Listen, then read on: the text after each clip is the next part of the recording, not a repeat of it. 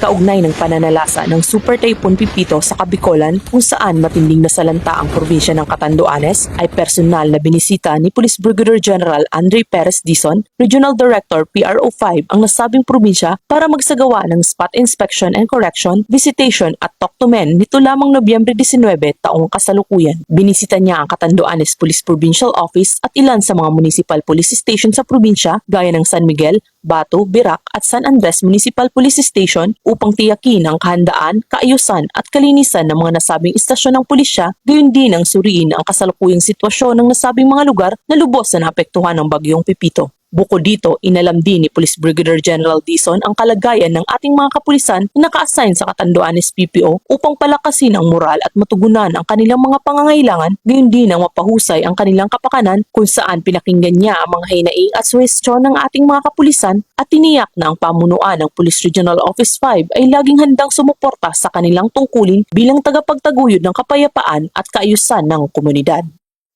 Mula dito sa Riyong Bicol, ako ang inyong PNN Correspondent, Police Corporal Angelito Recampo, alagad ng batas, tagataguyod ng Balitang Pulis.